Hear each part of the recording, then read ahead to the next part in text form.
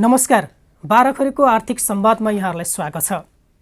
पछिल्लो समयमा कोरोनाको प्रभावले अर्थतन्त्रमा जुन प्रकारको असर गरिरहेको छ, त्यो असर न्यूनीकरण गर्ने भन्दै सरकारले केही उद्योग व्यवसायहरू सुरक्षाका मापदण्ड अपनाई खुला गर्ने निर्णय गर्यो र खुला पनि भइरहेको छ। सरकारले 44वटा उद्योग व्यवसायहरूलाई खोलेको छ सुरक्षाका मापदण्डमा राखेर। तर कतिपय उद्योगहरू जसले नेपालको राजस्वमा ठुलो योगदान दिइरहेका छन्, ती उद्योगहरू अझै पनि खुल्न सकेका छैनन्। ती उद्योगलाई पनि अगाडि बढाउनु पर्छ भन्ने खालको कुरा निजी क्षेत्रबाट एक खालको सुझाव आइरहेको छ, माग आइरहेको छ। यसै विषयमा हामी केन्द्रित रहेर सूर्य नेपाल, जुन नेपालको राजस्वमा ठुलो कन्ट्रिब्युसन गर्दै आइरहेको उद्योग छ, त्यसका उपाध्यक्ष रवि केसी हामीसँग हुनुहुन्छ। आज हामी उहाँसँग यी उद्योग र कोरोनाले पारेको असर र यसबाट हामी कसरी अगाडि बढ्न सक्छौँ, यो अहिलेको परिस्थितिलाई कसरी पार पार्न सक्छौँ भन्ने विषयमा केन्द्रित रहेर कुराकानी गर्दैछौँ। रवि सर, यहाँलाई स्वागत छ। थ्याङ्क यू, नमस्कार। कस्तो छ अहिले यो कोरोनाको कारणले गर्दा लामो समयसम्म लकडाउनमा बस्नु पर्यो, कसरी यो बिचमा चाहिँ कसरी दैनिकी चलाउनु भयो यहाँले? अब यस्तो हुँदो रहेछ, हेर्नुहोस्, अब यो जुन कोरोनाको वास्तवमा हामीले कहिले पनि सोच्दै नसोचेको जुन चाहिँ हामीले अथवा विश्वले नै जुन हिसाबमा अहिले यो आइरहेछ, अहिले यो सोच्दै नसोचेको हुनाको कारणले गर्दाखेरि सुरुका 1-2 दिन त अलि रमाइलै भयो होइन। त्यसपछि अब हामी विगतका 30 वर्षदेखि एउटा सधैँभरि बिहान उठेदेखि बेलुकासम्ममा चाहिँ एउटा नयाँ च्यालेन्ज, एउटा नयाँ उत्साह उमङ्गमा हिँडिरहेको चाहिँ मानिसहरूलाई जहाँसम्म मन लाग्छ अहिले टोटल्ली अहिले लकडाउन भन्दाखेरि पुरा दिमागै लकडाउन जानेको परिस्थिति हुँदाखेरि कता कता तपाईँको अलिक फ्रस्ट्रेसन, कता कता तपाईँको एक किसिमको नैराश्यता, कता कता त्यस्तो खालको चाहिँ अलिकति सुरुका केही दिन त राम्रै भयो, अलिकति बच्चाहरूसँग परिवारसँग खेल्दा ओर्दा ठिकै भयो। तर अब यो लामो हुँदाखेरि चाहिँ तपाईँको चाहिँ के भने मतलब मेनली अब जसले बिहानदेखि बेलुकासम्म एउटा केही नयाँ सोचमा काम गरिरहेको मान्छेहरूलाई चाहिँ मलाई जहाँसम्म लाग्छ यसले धेरै नै असर पारे जस्तो लाग्छ। समय व्यतीत गर्न पनि गाह्रो भयो एकदम एकदम एकदम होइन। उद्योग व्यवसायको त्यो चिन्ता त थिँदै थियो होला। अब उद्योग व्यवसायको चिन्ता त मैले सधैँभरि सबै ठाउँ मैले के भन्ने गरेको छु भने अब यो संसारमा ठुलो बाढी आछ, यो बाढीले तपाईँको बाढीमा हामी बहँदैछौँ, यो बहँदै बाढीले जुन किनारामा जहाँ लगाइदिन्छ त्यहाँको स्थिति के हुन्छ त्यही अनुसार अनि त्यसमा चल्ने भन्ने चाहिँ मेरो सोच चाहिँ त्यो छ। अहिले उद्योग व्यवसाय कसरी चल्ने, के चल्ने, कसो चल्ने भन्दाखेरि किनभने यो इन्डिभिजुअल्ली व्यक्तिगत नभएर संसारै वर्ल्डमै भएको कारणले गर्दाखेरि चाहिँ उद्योग व्यवसायको चिन्ता भन्दा पनि तपाईँको अब समय कसरी व्यतीत गर्ने भन्ने चिन्ताले बढी जताउनु थाल्यो अब। तर अब बिस्तारै खुल्दै गइरहेको छ। काठमाडौँ उपत्यकालाई हेर्ने हो भने आजकै दिनलाई मात्र हेर्ने हो भने गाडीहरूको होइन उपस्थिति भनौँ न, यो सडकमा गुड्नेहरू क्रम धेरै बढेको छ। तर पनि अब उद्योग व्यवसायमै लामो समयसम्म होइन केन्द्रित भएर आउनु भएको, त्यतातिरको केही न केही फेरि केही हुन्छ कि उद्योग व्यवसाय भन्ने पनि त थियो होला नि होइन? पक्कै हेर्नुहोस् होइन। अब किनभने अहिले त हाम्रो त उद्योग व्यवसाय नाफाघाटा भन्दा पनि अहिले हामीसँग जति पनि आश्रय, हामीसँग बसेका इम्प्लोइ, हामीसँग हाम्रो प्रडक्टहरू बेचेर चाहिँ आफ्नो जीवनपार्जन गरेर बसिरहनु भएका व्यवसायहरू, अब हाम्रो आफ्नो व्यक्तिगत भन्दा पनि हामीसँग मतलब लाखौँ हाम्रो कारणले गर्दाखेरि जुन लाखौँ व्यक्तिहरू जुन रोजगारीमा बसिरहनु भएको छ, उहाँहरूकोलाई पनि अब कसरी सस्टेन गर्ने, उहाँहरूकोलाई पनि कसरी गर्ने भन्ने कुरा चाहिँ अब अहिले नाफाघाटा भन्दा पनि हामीलाई चाहिँ त्यतातिर बढ्दा चाहिँ त्यतातिरको चिन्ताले बढी सताएको छ। जस्तो कोरोनाकै कारण चाहिँ नेपालको हरेक क्षेत्र प्रभावित भए, असर पर्यो। तपाईँले प्रतिनिधित्व गर्ने जुन उद्योग छ, तपाईँ नेपाल मदिरा उत्पादक सङ्घको अध्यक्ष पनि हुनुहुन्छ, यो क्षेत्रलाई चाहिँ कस्तो असर पारेको यहाँले? अब यस्तो छ क्या, हेर्नुहोस् अब है, अब यसलाई अब यो बडा यसो हेर्दाखेरि सुन्दाखेरि म बारम्बार भन्ने गर्छु तपाईँको चाहिँ यो रक्सी चुरोट हेर्दाखेरि सोसाइटीमा सुन्दाखेरि एउटा नेगेटिभ नकारात्मक कुरा भए पनि सोसाइटीलाई नभई नहुने चिजहरू हो यो, र त्यो सोसाइटीलाई एउटा नभई नहुनेसँगै यसले राज्यलाई पनि ठुलो कन्ट्रिब्युसन गरेको छ। मलाई जहाँसम्म लाग्छ चुरोट, खैनी र मदिरा र वाइन यीले राज्यको झन्डै आन्तरिक रेभेन्यूको 38-39% चाहिँ करिब यसले चाहिँ ओगटेको छ भने यस्तो उसलाई यो व्यवसायलाई यति दुईटा कुरा, एउटा समाजमा यसका कारणले यदि धेरै रोजगारीमा मान्छेहरू बसिरहेछन्, अर्को जुन एउटा कन्जम्सन एउटा ह्याबिट छ एउटा त्यो सँगसँगै राज्यले जुन हिसाबमा एउटा ठुलो ठुलो रूपमा चाहिँ जुन राजस्व चाहिँ प्राप्त गरिरहेछ, यसलाई सुरुका दिनहरूमा त एउटा ठुलो आयो, त्यही भएर सबैलाई बन्द भयो, यो त ठिकै हो। तर जुन अस्तिको बिचमा खोल्दाखेरि जुन 44वटा उद्योग खुल्यो, तर यो त्यसमा हाम्रो चाहिँ नाम नपर्दाखेरि चाहिँ एउटा यसो हेर्दाखेरि पढ्दाखेरि सबै खालका चाहिँ उत्पादनमूलक उद्योगहरू भनेको चाहिँ देखिन्छ। तर पर्टिकुलरली अब जस्तै अब चुरोट उद्योग, रक्सी उद्योग चाहिँ चलाउन नपाउने भनेर पनि कहीँ त्यसरी किटान गरेको छैन। यसले गर्दाखेरि तपाईँको के एउटा दुविधा उत्पन्न भयो र चाहिँ जसरी एउटा चाहिँ स्थानीय निकायसँग कोअर्डिनेसन गरेर चाहिँ आफ्नो उद्योग सञ्चालन गर्ने भन्दाखेरि सिडिओ साहबहरूलाई पनि एउटा क्ल्यारिटी नभएर यो दिने कि नदिने भन्ने खालको चाहिँ एउटा अलिकति दुविधा भएको कारणले गर्दाखेरि अहिले यो उद्योगमा तपाईँको चाहिँ के भने उद्योग, म फेरि पनि भन्छु, उद्यमी जसको उद्योग छ त्यसलाई भन्दा योसँग जो आश्रित छ, जो योसँग आश्रित परिवारहरू छ, त्यसलाई ठुलो मर्का परेको छ। र यसले गर्दाखेरि चाहिँ तपाईँको एउटा के भने ठुलो विकृति कहाँ आएको छ भन्दाखेरि अहिले मैले हेर्दैछु जति पनि तपाईँका चाहिँ बडो आसानीसँग चामल, रातका चामलहरू अथवा चामल ओसार पसार गर्नलाई कुनै पनि बाधा छैन। त्यस्तै चिनी, त्यस्तै अहिले तपाईँको ठ्याक्क चाहिँ तपाईँको यो चाहिँ अहिले चाहिँ यो हाम्रो कृषिको चाहिँ टाइम परेको कारणले गर्दाखेरि मल, यो तीनटा मिक्स गरेर जुन हिसाबमा आरामसँग रक्सी उत्पादन गरेर पानीका जारहरूमा तपाईँको प्रत्येक मतलब भट्टीमा जसरी सप्लाई भइरहेछ अहिले, यसले गर्दाखेरि एउटा अखाद्य चिज मिसाइयो। यसले गर्दाखेरि तपाईँको चाहिँ त्यसको क्षमता क्वालिटी चाहिँ तपाईँको चाहिँ स्वास्थ्यमा पनि ठुलो हानि गर्यो, यसले राजस्वमा पनि ठुलो हानि गर्यो र सँगसँगै यसले रोजगारीमा पनि ठुलो हानि गर्यो। त्यही भएर चाहिँ अब मैले इन्डिभिजुअल्ली सबैसँग कुरा गर्दाखेरि सबैजना चाहिँ मतलब सिडिओ साहबहरू, त्यसपछि आन्तरिक राजस्व विभागका डिजी साहबहरू, हाम्रा आन्तरिक राजस्व कार्यालयका चाहिँ कर प्रमुख कर अधिकृत ज्यूहरू सबै उहाँहरू पोजिटिभ हुनुहुन्छ। तर अब चाहिँ कसले बिरालो घाँटीमा कसले घन्टी झुन्याउने भने जस्तो कसले अब यसलाई चाहिँ ल खोल भनेर कसले दिने भन्ने खालको एउटा अलिक अन्योलको वातावरण भएको कारणले गर्दाखेरि र अलिकति ओसार पसार गर्दाखेरि पनि जुन हिसाबमा चाहिँ तपाईँको चाहिँ पुलिस प्रशासनबाट जुन रोकावट भइरहेछ त्यो भइरहेछ। यसले गर्दाखेरि अब अवैध मदिरा पानीको जारमा हालेर पठाछ, यसो हेर्दाखेरि पानी जस्तो देखिन्छ, त्यसलाई कन्ट्रोल गर्नलाई त्यो मतलब सम्भवै छैन। यसो हेर्दाखेरि पानी जस्तो देखिन्छ, तपाईँले प्रत्येक भट्टीमा पुगेको छ। अनि तपाईँको यसो हेऱ्यो भने भट्टीको चाहिँ सटर, पसलको सटर, होटलको सटर बन्द देखिन्छ। अब त्यो चिनेको जति पनि गइन्छ त्यहाँ टोलमा त चिनेकै मान्छेहरू जाने हो। अब ढकढक गऱ्यो, खोल्यो, भित्र गयो, 4-5 जना बस्यो, सटर लगायो, मजाले तपाईँको खायो, निस्क्यो होइन। त्यसले गर्दाखेरि यो अलिकति चाहिँ सरकारले यसलाई चाहिँ अलिकति तल्लो स्तरबाट राम्रोसँग बुझेर, यो नेगेटिभ भए तापनि यसका राम्रा पक्षहरू पनि छन्। यसका आर्थिक पक्षहरू, यसले गरेको सोसाइटीमा दिएका रोजगारहरू र स्वास्थ्यको दृष्टिकोणले तपाईँको जुन बनाएको जुन हामीले जुन एउटा मापदण्डमा जुन बनाएको हुन्छ त्यो मतलब एउटा टेस्ट गरेर मात्रै जुन बजारमा बिक्री वितरण गरिन्छ। यसले गर्दाखेरि धेरै खायो भने त औषधि खायो भने खराब हुन्छ हेर्नुहोस्। तर जुन यसको एउटा स्ट्यान्डर्ड जुन छ त्यो स्ट्यान्डर्डमा बनेका चाहिँ मदिराहरू सेवन नभइकन चाहिँ अहिले तपाईँको जुन अवैध रूपमा चाहिँ जसरी चाहिँ भइरहेछ, यसले गर्दाखेरि मलाई जहाँसम्म लाग्छ यसो हेर्दाखेरि राज्यले एकातिर चुरोट रक्सी चाहिँ बन्द गरे जस्तो देखिन्छ, राम्रो देखिन्छ। तर यसका अरू पाटोहरू हेर्ने हो भने यसले अझ भयावह स्थिति ल्याउँछ जस्तो लाग्छ। यसलाई रोक्दाखेरि यसको अझ भयावह स्थिति आउँछ। यसले जुन अहिले कोरोनाले हामीलाई जुन हिसाबमा तल पारिरहेछ र हामीले गरेका नीतिले गर्दाखेरि हामीले अपनाएका चाहिँ जुन चाहिँ एउटा सोचले पनि यसले झन् अझ तल पार्छ कि जस्तो चाहिँ। सरले त्यो जुन भयावहको स्थिति लिएर आउँछ भन्नुभयो नि, कुन रूपमा हो यसलाई कस्तो भयावह? जस्तै अब तपाईँको एउटा त तपाईँको यत्रो रूपमा आन्तरिक चाहिँ रेभेन्यू उठिरहेको थियो, त्यो रेभेन्यू नउठ्ने भयो होइन। अर्को जुन तपाईँले अहिले सुन्नुभयो होला 4-5 जना त्यो मदिरा खाएर चाहिँ विषादी मदिरा खाएर मऱ्यो भन्ने जुन छ भने यसले नमरे तापनि जुन अखाद्य तपाईँको त्यो जुन युरिया मल, त्यसपछिको आएर चाहिँ तपाईँको यो चिनी, त्यसपछि चामल डाइरेक्ट तपाईँको जुन त्यसको चाहिँ कुनै पनि त्यसमा जुन जे पनि मिसाएर जुन बनाएर रक्सी बनाएर चाहिँ जुन बिक्री वितरण भइरहेछ, यसले गर्दाखेरि तपाईँको के छ भने यसले मानिसको स्वास्थ्यमा डेफिनेटली असर गर्छ। रक्सीले यसै पनि तपाईँको केही न केही हद खराब गर्छ।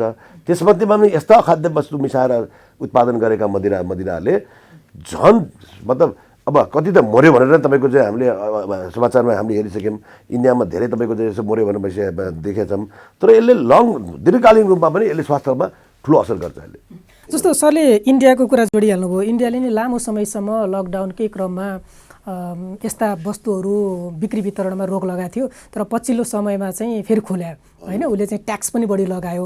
अब सरकारले के भनिरहेको छ भने अहिले खुल्ला गरिदिने हो भने फेरि यसले समाजमा एक खालको झन् नकारात्मक असर पार्छ कि भन्ने एउटा डर के स्वास्थ्यको दृष्टिकोणबाट पनि हेरेको छ। राज्यको तर्फबाट हेर्नुलाई त त्यसलाई त सकारात्मक रूपमा होइन। मैले तपाईँलाई भने नि होइन, तपाईँको अझ के छ भने हिजो पनि तपाईँको मदिरा मतलब पुरै रूपमा तपाईँको चाहिँ बिक्री वितरण भइरहेको थियो होइन। अहिले तपाईँको चाहिँ अहिले बरु नपाउँदाखेरि तपाईँको चाहिँ जुन अब व्यावसायिक जुन चाहिँ इजाजत प्राप्त गरेर बेच्ने वारालाई बन्द गरिएको छ, तर यो अवैध बेच्नेहरूले त मजाले बेचिरहेको छ नि हेर्नुहोस् होइन। र जुन तपाईँले सामाजिक कुरा गर्नुभयो यो खोलेर भन्दाखेरि कस्तो हुन्छ भने हिजो ओपन रूपमा तपाईँको मान्छे गएर जता पनि बसेर खान सक्थ्यो, जता पनि जान सक्थ्यो, जता पनि खान्थ्यो, त्यसले गर्दाखेरि एउटा भोइलेन्सको स्थिति थियो उ थियो। तर अहिले तपाईँको घर परिवारभित्रै बस्ने भाव भएर मान्छेले त्यस्तो तपाईँको चाहिँ त्यो खाँदैन। त्यस्तो विधि तपाईँको चाहिँ अभद्र व्यवहार घरमा बसेको जुन सोसाइटी परिवारसँग बसेर मान्छेले त्यस्तो भोइलेन्स गर्दैन। अब भोइलेन्सै हुँदैन भन्ने त तपाईँको त्यसो भए त तपाईँको मुसलमान कन्ट्रीहरूमा हेर्नुहुन्छ भने जति पनि तपाईँको चाहिँ यो जहाँ तपाईँको मदिरा तपाईँको नाम लिन पनि चाहिँ तपाईँको चाहिँ जहाँ चाहिँ एउटा क्राइम छ कि त्यहाँ त्यो देशमा भोइलेन्सै हुँदैन त होइन। हेर्ने हो भने त्यसमा त्यस्तो देशहरूमा झन् धेरै भइलो हुन्छ भनेपछि मदिरा खाएरै भोइलेन्स हुने होइन। तपाईँको म त सधैँभरि भन्ने गर्छु, साँच्चीकै हेर्ने हो भने हामीले 100जनाले चाहिँ घरमा मदिरा एउटा रिसर्च गऱ्यो भने 100जनाले मदिरा खाएर घरमा गयो भने त्यो 96जना मान्छे श्रीमतीसँग डराएर आउँछ, त आमा बाउसँग डराएर आउँछ खाएर गयो भने। त्यो 4जना मान्छेले त्यो मदिरा खाए पनि पिट्छ नखाए पनि पिट्छ हेर्नुहोस् होइन। भनेपछि त्यो भाइलेन्स गर्ने मान्छेले त्यो रक्सी खाएर मात्रै गर्यो भन्ने चाहिँ त्यो चाहिँ तपाईँको यदि रिसर्च गर्नुभयो भने यो जुन चाहिँ हामीले घरेलु हिंसा मदिरा खाएर घरेलु हिंसा भन्छौँ हामी, हेऱ्यो भनेदेखि तपाईँको चाहिँ उल्टो तपाईँको हेर्ने हो भने खाने मान्छेलाई हिंसा चाहिँ बढी देखिन्छ होइन। अब सरकारले अब 44वटा खोलिदियो तर हाम्रो उद्योगहरू परेन भन्ने आएको छ। सरकारले अहिले एउटा टाइम बाउन्ड्री पनि लगाएको छ यो खोल्नेहरूमा, कुन समयमा गाडीहरू चलाउने, कुन समय पसलहरू खोल्ने, कुन समय उत्पादनमूलक उद्योगहरू खोल्ने, सुरक्षाका मापदण्ड कसरी अपनाउने भन्ने खालको कुरा पनि छ। त्यसो हो भने यदि तपाईँहरूको उद्योगहरू खोल्ने हो भने पनि कुनै एउटा मापदण्ड बनाएर यो खालको तरिकाले गर्यो भने खोल्न सकिन्छ भन्ने खालको कुनै तपाईँहरूको सुझाव सरकारलाई त्यस्तो केही छ? होइन, यसो छ हिमालजी, अहिले पनि यसो हेर्दाखेरि हामीलाई बन्द गरे जस्तो पनि देखिँदैन। किनभने जुन बन्द गर्ने सरकारले एउटा लिस्टमा चाहिँ यो खोल्न नपाइने भनेर त्यो उल्लेख गरिदिएछ होइन। हाम्रो उद्योग खोल्न नपाइनेमा चाहिँ छैन। त्यही भएर हामी दुवै ग्रे एरियामा छ। हामी खोल्ने कि बन्द गर्ने, खोल्ने लिस्टमा पनि परेन होइन, र चाहिँ बन्द गरेको चाहिँ लिस्टमा पनि हामी छैनौँ भने हामी ग्रे एरिया छौँ। त्यही भएर मलाई जहाँसम्म लाग्छ सरकारले बन्द गर्ने सरकारको मनसाय पनि छैन होइन यसलाई हेर्दाखेरि। तर अब अहिलेको स्थितिमा मेरो पनि भनाइ के भने मतलब बिहानदेखि बेलुकासम्म खोल्न मतलब चाहिँ मदिरा पसल खोल्न दिएर अहिले खोल्न दिनुभन्दा बरु बेलुका केही 2 घन्टा टाइम तपाईँको जस्तै भनौँ न 5 बजेदेखि 7 बजीसम्म होइन, कुनै एउटा टाइम लिमिटेड अहिलेको जुन अहिलेको यो लकडाउन पिरियडभरि चाहिँ भरिमा चाहिँ एउटा समय तोकेर तपाईँको चाहिँ समय तोकेर यो सोसल डिस्टेन्स मेन्टेन गरेर अथवा एक व्यक्तिलाई सर्टेन तपाईँको क्वान्टिटी जस्तै 1 बोतल अथवा त्योभन्दा बढ्दा किन्न नदिएर अथवा तपाईँको चाहिँ जुन एउटा चाहिँ मानिसले किन्दाखेरि तपाईँको एउटा नाबालिगहरूलाई नदिएर एउटा बालिक हिसाबलाई दिएर अथवा इभन पसलेहरूले अपरिचित मान्छेहरूलाई तपाईँको अपरिचित मान्छेलाई चाहिँ नदिएर होइन। मतलब यसका मतलब एउटा सामाजिक सुरक्षाको हिसाबले चाहिँ अलिकति केही सजग भएर हामी मदिरा व्यवसायले पनि अलिकति तपाईँको चाहिँ प्रफिट भन्दा पनि अलिक सस्टेनेबिलिटीलाई हेर्ने कारणले गर्दाखेरि केही तपाईँको चाहिँ केही हामी पनि एउटा चाहिँ डिसिप्लिन मेन्टेन गरेर जाँदाखेरि मलाई त त्यस्तो चाहिँ अहिले बरु रोक्दाखेरि तपाईँको जुन अवैधले जुन तपाईँको बिगार गरिरहेछ होइन, यसले तपाईँको राजस्व आयो, तपाईँको सबैको चाहिँ रोजगारी चल्यो र मानिसले एउटा मतलब एउटा क्वालिटीको तपाईँको चाहिँ मदिरा उपभोग गर्नु पायो होइन। यो अहिलेको जुन सरकारले डिलेमा गराएको छ नि खोल्न पाउने कि खोल्न नपाउने कि भन्ने यसलाई स्पष्ट पारिदिनु पर्यो भन्ने खालको कुरा पनि रह्यो। त्यो भयो भने बेस्ट हुन्थ्यो तपाईँको। त्यो भयो भने कुनै पनि पुलिस प्रशासन कुनै पनि कसैले पनि काम गर्दाखेरि, किनभने राजस्व चाहिँ हाम्रो चाहिँ एउटा कस्तो छ भनेदेखि हिमालजी, हामीले 100 रुपियाँको तपाईँको चाहिँ यदि मदिरा अथवा भनौँ न मदिरा हामीले बजारमा 100 रुपियाँमा बिक्री गऱ्यौँ भने त्यो हामीले हाम्रो गेटबाट निकाल्दाखेरि नै राज्यलाई 60 रुपियाँ तिर्नुपर्छ। बाँकी 40 रुपियाँमा तपाईँको त्यसमा र मटेरियल हाम्रो इन्ट्रेस्ट हाम्रो सबै कुरा गर्दाखेरि व्यवसायले कमाउने भनेको 1-2 रुपियाँ हो हेर्नुहोस्।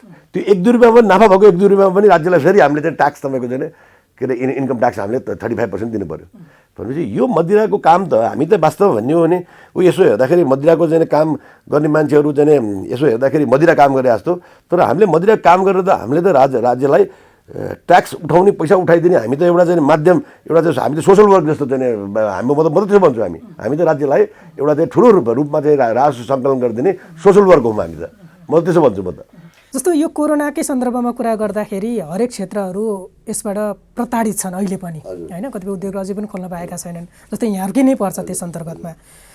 अहिलेको परिस्थितिले चाहिँ नेपालको यो औद्योगिक वातावरणलाई कतातिर लैजाला, नेपालमा चाहिँ निजी क्षेत्रको जुन योगदान छ मुलुकको अर्थतन्त्रमा अब योगदान पनि घट्दै जाला, यो पाटोलाई चाहिँ यहाँले कसरी हेर्नु? मैले देखेको हिमालजी सबभन्दा मैले देखेको अहिले डर चाहिँ के पऱ्यो भने अहिले यो लकडाउनमा सबै चाहिँ कर्मचारीलाई अथवा मजदुरलाई पैसा देऊ चाहिँ पुरै महिनाको पैसा देऊ भनेर जुन हिसाबमा पैसा तिर भनेर जुन राज्यले भनिरहेछ र यो लकडाउनको अवधि लामो हुँदाखेरि एक किसिमका मान्छेहरूलाई होइन, म सबैलाई त भन्दिनँ, म सबै मान्छेहरू चाहिँ कामचोर हुँदैनन्, तर केही व्यक्तिहरू चाहिँ के भने यदि काम नगरिकन तल आइरहेछ भने उद्योग चलाउन किन दिने, किन चलाउने उद्योग, किन काम गर्न जाने भनेर जस्तै अहिले 14वटा उद्योग जुन चाहिँ राज्यले 44वटा उद्योगको चाहिँ खोल्नलाई भनेर जुन गरिदियो, यो उद्योग खुल्दाखेरि पनि यो उद्योगलाई बन्द गराउने पक्षमा चाहिँ कोरोनाको चाहिँ नाममा तपाईँको हामीलाई रिस्क भयो भनेर तपाईँको बन्द गराउने चाहिँ एक किसिमका चाहिँ तपाईँको एउटा तत्त्वहरू लागिरहेछ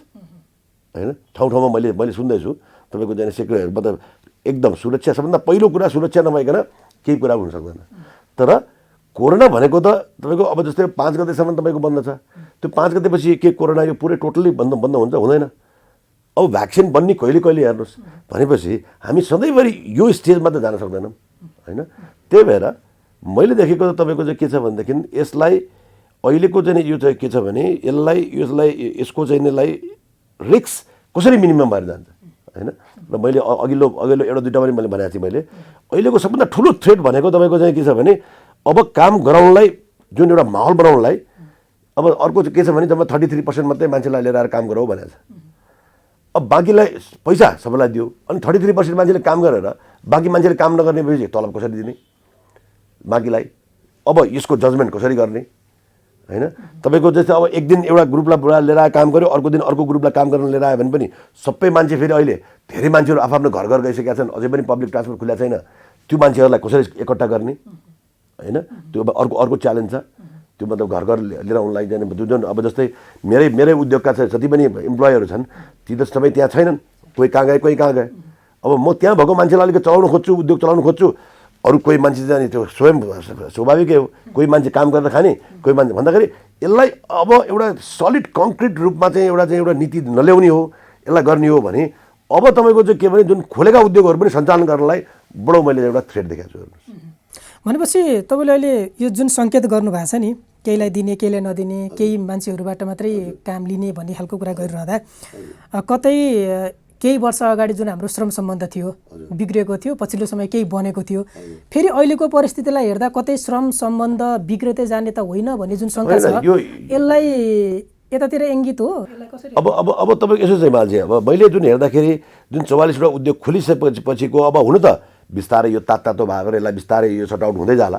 तर यो मेरो अहिले अस्तिको चाहिँ 4-5 दिनपछिको जुन अहिले मैले हेर्दैछु, जुन यसो बुझ्दैछु, सबै बुझ्दै जाँदाखेरि चाहिँ यो एउटा समस्या चाहिँ ठुलो रूपमा आएको छ चाहिँ अहिले चाहिँ यो समस्या चाहिँ ठुलो रूपमा चाहिँ तपाईँको चाहिँ देखिया छ। यो चाहिँ यो समस्या चाहिँ यसलाई कोर्टे श्रम अहिले त श्रम सँगसँगै त्यहाँका उद्योग परिसरका चाहिँ वरिपरिका चाहिँ गाउँलेहरू होइन, त्यहाँको सोसाइटीहरू भनौँ न, अब त्यो सोसाइटीले पनि काम गर्न नदिने, तपाईँको के अरे तपाईँको चाहिँ र मेटेरियल ल्याउनु नदिने, त्यहाँ तपाईँको चाहिँ मान्छे आउनु नदिने, त्यहाँ कारखानाभित्र छिरिसकेपछि त्यसलाई चाहिँ त्यो मान्छेहरूलाई चाहिँ गाउँमा आउनु नदिने, यस्ता खालका तपाईँको चाहिँ एक्टिभिटीहरू बढेर गएको छ हेर्नुहोस्। त्यही भएर श्रम मात्रै नभइकन सोसाइटीसँग जुन समाज छ त्यो समाजसँग पनि अब एडजस्ट भएर जानुपर्ने स्थिति चाहिँ मैले एउटा ठुलो एउटा टास्क फोर्स एउटा च्यालेन्ज चाहिँ मैले यसमा पनि देखाएको छु। हुन त अब यो भर्खर तातो भएर होला, बिस्तारै तपाईँको बिस्तारै ठिक भएर जाला, तर यसमा पनि अलिकति सोचेर जानुपर्ने चाहिँ स्थिति चाहिँ छ। सूर्य नेपालकै कम्पनीकै विषयमा कुरा गर्ने गरौँ। 1986मा स्थापना भएको होइन संयुक्त लगानीमा अहिलेसम्मको परिस्थिति, अहिलेसम्म आउँदाखेरि यति लामो समयसम्मको अवधिलाई हेर्दाखेरि चाहिँ कम्पनीको यात्रालाई यहाँले कसरी हेर्नु भएको छ? अब यस्तो छ हेर्नुहोस् होइन, तपाईँ अब के छ भने सबैभन्दा मैले देखेको चाहिँ जहाँ थ्रेट त्यहाँ अपर्च्युनिटी भन्ने जुन सिद्धान्तमा जुन छ र सूर्य नेपालले जहिले पनि हामीले तपाईँको चाहिँ त्यो सिद्धान्तलाई चाहिँ अपनाएर हामी चल्यौँ होइन। र जुन दन्तकालमा पनि तपाईँको चाहिँ जुन यसो हेर्दाखेरि हेर्ने हो भने तपाईँको चाहिँ नर्मल्ली 300 दिन उद्योग चल्नेमा हामी झन् 310 दिन 332 दिन हामीले उद्योग चलायौँ होइन। त्यही भएर सबभन्दा मेन कुरा तपाईँको चाहिँ म्यानेजमेन्ट नै हो होइन, त्यसलाई कसरी चाहिँ लाने भनेर। तर हामी सूर्य नेपालको यो दौरानमा तपाईँ हेर्नुहुन्छ भने हामीले हाम्रो ग्राफ सधैँभरि माथि नै छ, हामी कहिले पनि तल चाहिँ ओर्लिनु परेको छैन अहिलेसम्म चाहिँ हामी कुनै चाहे जुनसुकै जस्तोसुकै परिस्थितिमा आओस्, मतलब दन्तकालमा भयो, त्यसपछि भैँचालो भयो, त्यसपछि अहिले आयो। अहिले पनि म अझै पनि म के भन्छु भने अहिले पनि अहिलेको स्थितिमा पनि हामीलाई राज्य पक्षबाट सपोर्ट छ एकदम। अहिले पनि हामीलाई सिडिओ साहबहरूले उहाँहरूले चाहिँ एकदम चाहिँ कोअर्डिनेसन गर्नुभएको छ एकदम होइन। आन्तरिक राजस्वको चिफ साहबहरूले सबैले हामीलाई चाहिँ कोअर्डिनेसन एकदम गर्नुभएको छ। हामीले कोअर्डिनेसन अलिकति दुविधा भएर अलिकति कसो कसो भएर अलिकति मैले अघि पनि भने मैले सोसाइटी समाज उद्योगी त्यो अलिकति दुविधा भएर मात्रै हो। अझै पनि तपाईँको चाहिँ यसलाई अलिकति पोजिटिभ रूपमा क्लियरिटी गरेर जाने हो भने मलाई जहाँसम्म लाग्छ हामी अहिलेको स्थितिमा पनि हामी त्यति ब्याक हुनु पर्दैन। हामी अझै पनि यो जुन 40 दिनको लसमा पनि हामी यसलाई पनि तपाईँको चाहिँ यसलाई मेन्टेन गरेर यो 45 दिन भए पनि यसलाई मेन्टेन गरेर चाहिँ हाम्रो चाहिँ प्रफिटमा हाम्रो तपाईँको चाहिँ डिस्ट्रिब्युसनमा हामी चाहिँ अब ठ्याक्कै 100% नै जुन प्लानिङ अनुसार त हुँदैन, तै पनि तपाईँको 2-3-5% भन्दा तलमाथि पर्छ लाग्दैन मलाई अझै पनि। तपाईँको चाहिँ इभन लिकर इन्डस्ट्रीमा पनि चाहिँ गत वर्ष तपाईँको चाहिँ 2 वर्षमा हुन त सुरुटमा पनि हो तपाईँको अत्याधिक यो राजस्व वृद्धि भएको कारणले गर्दाखेरि कन्जम्सन नै घटाएको छ। त्यही भएर लिकर इन्डस्ट्री, बियर इन्डस्ट्री तपाईँको चाहिँ यो सबै घटाएको छ। तर सिगरेट इन्डस्ट्री कमसेकम एजिडी छ, मतलब लस छैन, घटाएको छैन। कोरोनालाई अहिलेको स्थितिलाई छाड्ने हो भने मैले यहाँसँग सुन्न खोजेको चाहिँ जस्तै योभन्दा अगाडि हाम्रो राजनीतिक अस्थिरता थियो, स्थिरता हुन सकेको थिएन, श्रमिक समस्या भन्ने थियो, लोड सेडिङ थियो घन्टौँसम्मको होइन। त्यो परिस्थितिबाट अहिलेको परिस्थितिमा आउँदाखेरि कोरोनालाई मात्र छोड्ने हो भने लगानीको वातावरण चाहिँ कस्तो छ? कतिपयले चाहिँ अझै पनि लगानीको वातावरण बनेको छैन भन्ने खालको कुराहरू पनि सुनिन्छ। यहाँको अनुभवमा कस्तो छ? अब यस्तो छ तपाईँको भने अब अलिकति क्ल्यारिटी चाहिँ छैन हेर्नुहोस् होइन। तपाईँको किनभने के भइदियो भने अहिले तपाईँको नयाँ संविधान सँगसँगै नयाँ सबै जति पनि औद्योगिक व्यवसायदेखि लिएर इन्कम ट्याक्सका नीतिदेखि लिएर सबै नीतिहरू चाहिँ नयाँ बन्दै गए। त्यही भएर नयाँ नीति बनेको कारणले गर्दाखेरि त्यसको रियल इम्प्लिमेन्टेसनमा चाहिँ तपाईँको चाहिँ अहिले पनि प्रब्लम भएको छ होइन। तपाईँको चाहिँ अहिले पनि कतिपय तपाईँको जस्तै म एउटा तपाईँलाई सानो इक्जाम्पल दिन्छु। हामीले सूर्य नेपालले चाहिँ 5 स्टार होटल चाहिँ हात्तीगौडामा बनाउन चाहिँ खोजेको, दर्ता गर्नलाई नै तपाईँको चाहिँ हामीलाई करिब 1 वर्ष भयो, हामीले अहिलेसम्म दर्ता गर्न सकेको छैन। किन नयाँ नियम आयो नयाँ नियममा यो नमिल्ने यसरी नमिल्ने भन्दाखेरि अहिलेका नयाँ नियमहरूले नीतिहरूले प्र्याक्टिकल जुन तपाईँको जुन छ काम गर्न चाहिँ अलिकति केही सायद यो नयाँ भएर होला होइन। त्यसले गर्दाखेरि कता असहज चाहिँ छ, तपाईँको त्यति कम्फर्टेबल चाहिँ तपाईँको चाहिँ छैन, हामीलाई महसुस भएको छैन। अब अरू त के छ थाहा छैन भनेको त्यो चाहिँ नीतिगत अस्पष्टताको कारणले कि अथवा कर्मचारीहरूले सेवा दिनेमा चाहिँ ढिलाइ गरेको कारणले गर्छ त्यस्तो देखिया हो? सबभन्दा पहिला त नीति नै अस्पष्टता हो होइन। अब हामीलाई कर्मचारीहरूले पनि हामी गएर काम सेवा लिन खोज्दाखेरि पनि अब उहाँहरूले ढिलाइ भन्दा पनि नीतिमै यो भएन यस्तो भएन भन्ने कुरै चाहिँ हामीले अहिलेसम्म त्यो हामीलाई अनुभव त्यही छ, हामीले पाएका उहरू यही छ होइन। भन्दाखेरि चाहिँ मैले देखेँ चाहिँ अहिलेका चाहिँ हुन त धेरै कुराहरू क्लियरिटी गर्न खोजिया जस्तो देखिन्छ, तर गए पनि हामीलाई प्र्याक्टिकल हेर्दाखेरि चाहिँ केही कुराहरूमा तपाईँको चाहिँ त्यति सहज चाहिँ फिल भएको छैन तपाईँको चाहिँ। अहिलेको परिस्थितिले त्यो अनुभव गरिरहँदाखेरि यहाँले के सोचिरहनु भएको छ? अहिलेको यो जुन कोरोनाले पारेको असर, त्यसपछि यो असरबाट पार पाउनको लागि अब एउटा मात्रै सेक्टरलाई हेरेर भएन, अब उद्योगको व्यापारलाई विविधीकरण गर्नुपर्ने रहेछ भन्ने खालको कुरा छ। सरले भन्नुभयो होटलमा हामी जाँदैथ्यौँ भनेर भन्नुभएको छ। अरू कुन सेक्टरहरूमा चाहिँ यहाँले जुन जाने सोच्नु भएको छ, व्यापारलाई कुन रूपमा चाहिँ विविधीकरण गर्दै लैजाने चाहिँ यहाँहरूको सोच छ? होइन, हाम्रो त जस्तै हामी त भनौँ न अब सिगरेट सँगसँगै हामी त तपाईँको चाहिँ अगरबत्तीमा त्यो सानो भए पनि तपाईँको चाहिँ त्यसमा सलाई तपाईँको चाहिँ त्यसको टर्नओभर नभए पनि हाम्रो चाहिँ मेन 2टा कुरा, एउटा प्रफिटको लागि, एउटा रोजगारीको लागि। जस्तै हामीले अगरबत्ती गऱ्यौँ, सलाई गऱ्यौँ, जस्तै गार्मेन्ट गरेका थियौँ, गार्मेन्ट हामी चाहिँ अब सक्सेस भन्नु सकेनौँ। तर जस्तै अहिले कन्फेक्सनरीमा हामी कन्फेक्सनरी चाहिँ हामीले चाहिँ विराटनगरमा कन्फेक्सनरी गरिरहेछौँ। त्यस्तै यहाँ 5 स्टार होटल तपाईँको चाहिँ यहाँ आउने चाहिँ तपाईँको त्यो छ। त्यस्तै हामी तपाईँको कृषिमा तपाईँको चाहिँ हामी चाहिँ कृषिमा पनि हामी जस्तै अहिले तपाईँको चाहिँ हामीले CSR अन्तर्गत तपाईँको चाहिँ यो नसल सुधारका कार्यक्रमहरू तपाईँको यो गाई बोका मतलब खसीमा यिनीहरूमा पशुपालनमा तपाईँको नसल सुधारका कार्यक्रमहरू हामीले CSR अन्तर्गत त्यसरी गरिरहेछौँ। हामीले मतलब गर्न खोज्न त हामी चौतर्फी सबै ठाउँमा गर्न खोजिरहेछौँ होइन। तर अब तपाईँको चाहिँ जुन अहिले तपाईँले यो भन्नुभयो यो कोरोनाको कारणले गर्दाखेरि कोरोना चाहिँ को कारणले अब यसै हुन्छ भन्नलाई तपाईँको चाहिँ बडा गाह्रो छ हेर्नुहोस् होइन। तर मेरो सजेसनमा चाहिँ के हुन्छ भने यो कोरोनालाई यदि मेरो सजेसन अब अहिले सबैले सुनेर गरिरहनु भएको छ सबै भन्नुहुन्छ भने चाहिँ मेरो भनाइ चाहिँ के भने यो कोरोना सर्छ भनेर भागेर थुनेर ढोका थुनेर बसेर पोसिबिलिटी छैन होइन। मेरो भनाइ चाहिँ जस्तै म उद्योग चलाउँछु भने मेरो उद्योगमा कति मान्छे छन् र तिनका परिवार कति छन्, कमसेकम मेरो उद्योगमा भएका मान्छेको सबैको चाहिँ परीक्षण गरेपछि तपाईँको दे आर क्लियर छन् भने उद्योग सञ्चालन गर्ने। त्यसपछि सोसल डिस्टेन्सका कुराहरू यिनीहरू कुराहरू सेफ्टीका कुराहरू राख्ने। त्यही भएर अब उद्योग सञ्चालन नगरिकन यो कोरोनासँग डराएर उद्योग सञ्चालन नगरियो भने ढोका थुनेर घरमै मरिन्छ हेर्नुहोस् होइन। बाहिर निस्क्यो भने तपाईँको कोरोनाले मार्छ भन्ने चाहिँ डर भयो। त्यही भएर त्यसको लागि मैले देखेको चाहिँ मेरो अहिलेसम्ममा भनौँ न मैले के मेरो भनाइ चाहिँ के भने प्रत्येक के अरे उद्योगलाई ती उद्योगमा काम गर्ने मानिसको परीक्षण गराउने, क्लियरिटी भएपछि काम गराउने। उद्योग नखोली सुकै छैन, उद्योग नखोलिकन सुकै छैन, उद्योग व्यापार नखोलिकन सुकै छैन हेर्नुहोस्। तपाईँको अहिलेको स्थितिमा 40-45 दिन भयो यही स्थिति अब कन्टिन्युटी हुने हो भने यहाँ पुरा तपाईँको मतलब पुरा एकदम यहाँ अर्कै समाजमा अर्कै विकृति आउँछ तपाईँको लुटपाट यो हुने हिसाब चाहिँ मैले देख्दैछु अब होइन। किनभने ब्याङ्कको पैसा उठ्दैन, ब्याङ्कमा कसैले पैसा तिर्दैन। अब अहिले तपाईँको कुनै पनि पसलमा कहीँ गयो भने पसलमा पैसै भए पनि मान्छेले पैसै छैन भनिदिन्छ, पैसै दिँदैन हेर्नुहोस् होइन। अनि यस्तरी बिस्तारै तपाईँको यस्तै चिजले किन जब मतलब मुभमेन्ट नभइसकेपछि मान्छेले सबैले प्रोटेक्सन लिन खोज्छ।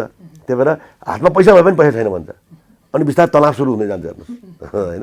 हजुर जस्तो अब सूर्य नेपालकोसँग उपाध्यक्षसँगै बसेर कुरा गरिरहँदा एउटा क्वेसन चाहिँ मलाई सोध्न मन लाग्यो के भने ठुलो कम्पनी छ, यहाँहरूको प्रफिट पनि ठुलो छ, राज्यलाई राजस्व ठुलो दिनुभएको छ। गत वर्ष भने सबैभन्दा धेरै उद्योगको तर्फबाट 5-6 वर्ष उत्कृष्ट होइन, सबैभन्दा धेरै चाहिँ राजस्व बुझाउँदै पनि आउनु भएको छ।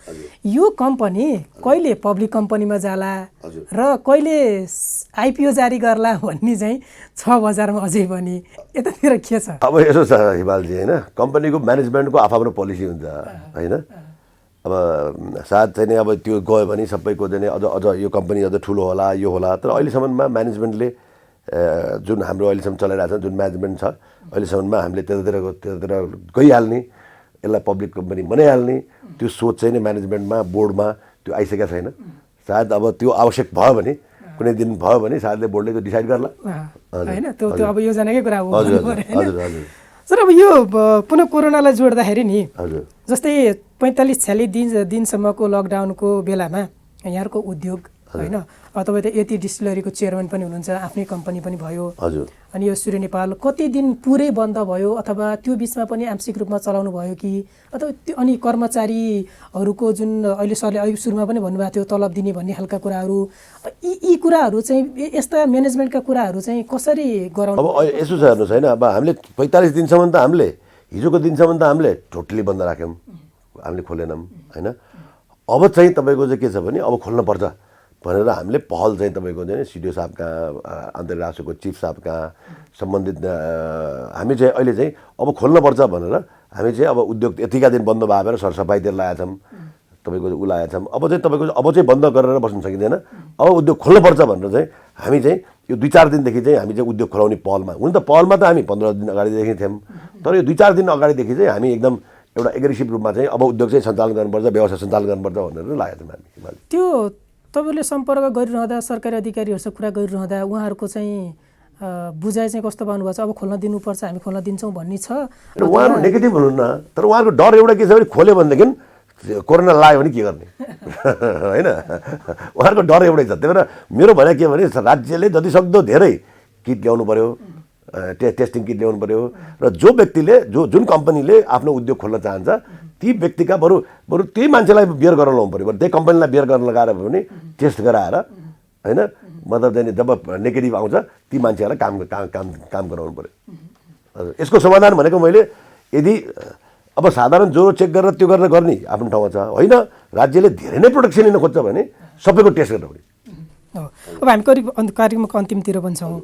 अब सरकारले आगामी आर्थिक वर्षको बजेट लिएर आउँदैछ होइन, जेठ 15मा त संविधानकै व्यवस्थाअनुसार पनि जारी गर्नुपर्छ। अब आउने बजेटमा चाहिँ यहाँहरूको तर्फबाट यस क्षेत्रलाई प्रतिनिधित्व गर्ने उद्योगहरूको तर्फबाट यहाँको सुझाव के छ? मेरो सुझाव के छ भनेदेखि अहिले अब सबैको मान्छेको करियर क्यापेसिटी घटिसक्यो होइन, र अहिले नै नेपालमा चुड रक्सीको पर क्यापिटा इन्कमको हिसाबले र पर क्यापिटा एक्सपेन्स गर्नेको हिसाबले हेर्ने हो भने संसारमा सबैभन्दा महँगो दर रेट नेपालमा छ।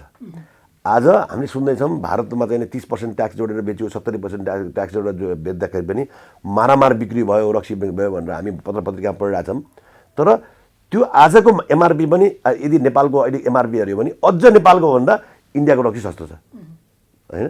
अझै पनि तपाईँको हेर्ने हो भने तपाईँको जुन 25 रुपियाँ हामी 25 रुपियाँ 40 रुपियाँ 70 रुपियाँ भनेर हाम्रो जुन हामी क्याटेगोराइज गरेका छौँ त्यसको एमआरपी हेर्ने हो भने अझै पनि तपाईँको इन्डियामा चाहिँ तपाईँको सस्तो छ। जस्तै आजको दिनमा तपाईँको रोल्स ट्याक्स तपाईँको 750मा तपाईँको यहाँ भयो भने कमसेकम 1400-1500 रुपियाँमा यहाँ बेच्नुपर्छ तपाईँको यहाँको ट्याक्सको कारणले भन्दाखेरि त्यो रोयल्स ट्याक्स उहाँ अहिले 700-800 रुपियाँ आइसीमा पाइरहेछ। यो थपेर पनि होइन भन्दाखेरि ट्याक्स बढाएर मात्रै विगतमा 2 वर्ष अगाडि चाहिँ जुन हिसाबमा ट्याक्सको वृद्धि 2-3 वर्षमा जुन हिसाबमा ट्याक्समा वृद्धि गरियो यसले गर्दाखेरि रक्सी बियर सिगरेट तीनटै इन्डस्ट्री धरापमा छ। यसको चाहिँ कन्जम्सन डाउन भयो होइन कि लिगल प्रडक्ट खान छोडेर इलिगल प्रडक्टमा मान्छेहरू चाहिँ बढ्दा चाहिँ उगा छन् किनभने मान्छेसँग पैसा छैन। त्यही भएर मेरो यो वर्षको सजेसन चाहिँ सरकारलाई के छ भनेदेखि यो वर्ष लास्ट इयरको जस्तै, किनभने यो कोरोनाको कारणले गर्दाखेरि सबै कुरालाई भावेर यदि लास्ट इयरकै छ र यसमा चाहिँ कुनै पनि तपाईँको चाहिँ यदि चाहिँ ट्याक्स नथप्ने हो भनेदेखि हामी मलाई जहाँसम्म लाग्छ लास्ट इयर एउटा चाहिँ सबै होस्टेज गरेर यो वर्षको भन्दा हामी अर्को वर्ष 20-25% रेभेन्यू चाहिँ हामी बढाएर दिन सक्छौँ। यदि राज्यले अहिले भएकोमा यदि चाहिँ ट्याक्समा थप्ने हो भने हाम्रो यी उद्योगहरू धराशय हुन्छ। अहिले तपाईँको चाहिँ यो कोरोनाले गर्दाखेरि बियर इन्डस्ट्री करिब तपाईँको 80%ले तपाईँ कन्जम्सन घटाएको छ। यो 40-45 दिनको हाम्रो अनुभव हेर्ने हो भने रक्सी इन्डस्ट्री पहिला तपाईँको पनि 50 रुपियाँको कारणले गर्दाखेरि पहिले नै तपाईँको 20-25% तपाईँको घटिसकेको थियो, अहिले 50% घटाएको थियो रक्सी इन्डस्ट्री। सिगरेट इन्डस्ट्री करिब तपाईँको चाहिँ 10% जति डाउन छ होइन। तपाईँको सिगरेटको चाहिँ तपाईँ के छ भने हाम्रो अलिकति स्टकको कारणले गर्दाखेरि पहिलादेखि अलिकति सबैले स्टक राखेको कारणले गर्दाखेरि जति चाहिँ बियर र चुरोटमा उसमा चाहिँ जति डाउन भयो त्यति चुरोटमा त्यस्तो देखिँदैन। चुरोटमा तैपनि तपाईँको चुरोटमा 20% जति डाउन देखिन्छ, अहिले 20-25% चाहिँ डाउन देखिन्छ। तर यसलाई यदि चाहिँ यो बजेटमा यो सबैमा तपाईँको as it is last year जत्तिकै चाहिँ प्राइस यदि गर्ने हो भने केही चाहिँ नि तपाईँको चाहिँ केही रात अथवा केही इन्डस्ट्री अथवा रेभिन्यूमा राम्रै कन्ट्रिब्युसन गर्न सक्छु भन्ने चाहिँ मलाई लाग्छ। जस्तो अब राज्यको त फेरि राज्यको तर्फबाट कुरा सोच्ने हो भने त अहिले राज्यलाई राजस्व पनि गुमिरहेको छ। राज्य धान्ने भनेको त अब कि विप्रेषणबाट रेमिटेन्सबाट थियो कि हाम्रो आयात भयो होइन, राजस्व नै भयो, अनि त्यसपछि आयकरहरू भयो। यी राजस्वका विभिन्न जति पनि स्रोतहरू छन् त्यहीबाट सरकार त राज्य सञ्चालन हुने हो होइन। अब त्यही एज इट इज राख्ने हो भने अहिले त सरकारले पनि धेरै खर्च गर्नुपर्ने परिस्थिति छ। कति उद्योगी व्यवसायहरूलाई चाहिँ अब सहुलियत दिएर भए पनि अगाडि लिएर आउनुपर्ने छ।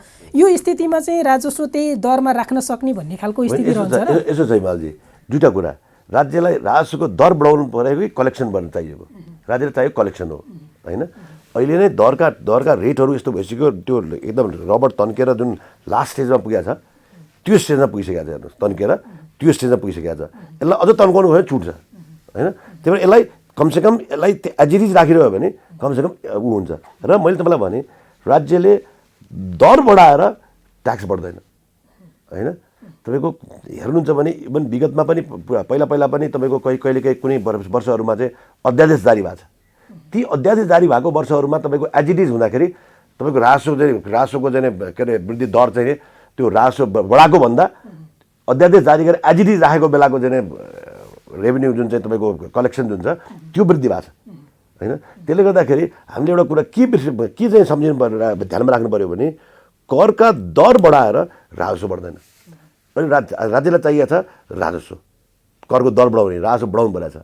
त्यो राजस्व बढाउनलाई के गर्नु पऱ्यो भनेदेखि अहिलेको जुनलाई एज इट इज राख्ने होइन, अझ सकिन्छ केही ब्रान्डमा अझ घटाउने, केही ब्रान्डमा केही घटाउने, केही तपाईँको चाहिँ उसमा होइन भने सकिँदैन भने एज इट इज राख्ने र यसलाई जुन इलिगल जुन प्रडक्टहरू छ त्यो इलिगल प्रडक्टलाई जसरी हुन्छ निरुत्साहित गरेर लिगलमा लिएर आएर चाहिँ रेभेन्यू बढाउने, त्यो नीति चाहिँ यदि राज्यले लियो भने तपाईँको चाहिँ हुन्छ। मैले तपाईँलाई भने नि जस्तै अब हाम्रो बियरमा तपाईँको 2400-2500 पर कार्टुन चाहिँ बियर चाहिँ म्याक्सिमम् 2500मा पाउने बियरको कार्टुन भन्नु 3200 पनि पर्छ। तर अधिकांश हेर्ने 2400-2500मा जुन बिक्री भइरहेको त्यसको 1800 रुपियाँ तपाईँको राज्यलाई ट्याक्समा जान्छ। त्यहाँ 600 रुपियाँ बाँकी छ भनेपछि त्यसको जुन यति चाहिँ तपाईँको चाहिँ दर रेटहरू यति हाई भइसक्यो अहिले नेपालमा। त्यसले गर्दाखेरि तपाईँको मैले अघि नै भने तपाईँको चाहिँ जुन रबर यसै भइसकेको छ कि अब तन्क्यो भने अब छुट्टिन्छ होइन। त्यो छुटाउनु दिनु भएन, त्यसलाई कमसेकम होल्ड गरेर राख्नु पऱ्यो होइन, केही वर्ष होल्ड गरेर राख्नु पऱ्यो। अनि जब इन्डस्ट्री हेल्दी भइसकेपछि अनि जब मान्छेको पर क्यापिटा इन्कम बढ्छ, आम्दानी हुन्छ, अनि आम्दानी भइसकेपछि त खर्च गर्ने हो होइन। त्यही भएर चाहिँ अहिले तपाईँको चाहिँ अहिलेको स्थितिमा ट्याक्स बढाएर राजस्व बढ्छ भन्ने कुरामा म मान्दिनँ माधवजी। जस्तो यसैमा अर्को के पनि कुरा आएको छ भने अहिलेको सन्दर्भमा मुलुकलाई बचाउनको लागि, मुलुकको अर्थतन्त्रलाई चाहिँ बचाउनको लागि एकदमै महँगा वस्तुहरू आयातमा निरुत्साहित गर्नुपर्छ, आयातमा रोकै लगाउनुपर्छ भन्ने छ। त्यसमा रक्सीहरू पनि पर्छ। यही उद्योगको प्रतिनिधित्व गर्ने भएको हुनाले के छ त्यो जुन अवधारणा अहिले बाहिर आइरहेको छ यसलाई चाहिँ यहाँले कसरी लिनुभएको छ? त्यसो छ हेर्नुहोस् होइन हिमालजी, के छ भने नि हरेक व्यक्तिले आफ्नो इन्कम अनुसारको खर्च गर्ने हो। जुन अहिले इम्पोर्टबाट आइरहेको रेभेन्यू छ त्यो पनि लस हुन्छ। आखिर कतै न कतैबाट त यत्रो खुल्ला छ, कतै कतैबाट त्यो त आइहाल्छ, हेर्नुहोस् ल्याइहाल्छन्। झन् यसले गर्दाखेरि चाहिँ इलिगल मतलब चाहिँ जुन छ चोरी निकासी चाहिँ बढी हुन्छ होइन। यस्ता खालको यदि बन्द, यस्ता खालका चाहिँ यो बन्द ऊ बन्द भनेर भन्ने हो भने यसले चाहिँ तपाईँको के छ भने चोरी निकासी बढ्छ र चोरी निकासी बढिसकेपछि यसले चाहिँ तपाईँको के हुन्छ भने देशमा रेभेन्यू पनि जान्छ र एउटा चाहिँ एउटा स्मुथ जुन चाहिँ एउटा लिगल व्यवसाय पनि इलिगल बन्न जान्छ। भनेपछि अब आगामी बजेटकै सन्दर्भमा कुरा गर्दाखेरि कर नबढाउँ दायरा बढाउँ भन्ने नै हो। बस कर नबढाउँ। र अहिले जति पनि तपाईँको अहिले पनि हामी के छ भने तपाईँको हेर्नुहुन्छ भने लिकर इन्डस्ट्रीमा हामी 60% हाम्रो मार्केट छ भने 40% अझै पनि त्यो इलिगल तपाईँको चाहिँ घरपालुवा रक्सीको मार्केट छ। यसलाई मात्रै हामीले कन्भर्ट गर्न सक्यौँ भने हामी 30%-35% राजस्व आरामले बुझाएर दिन सक्छौँ, अर्को थप गरेर दिन सक्छौँ।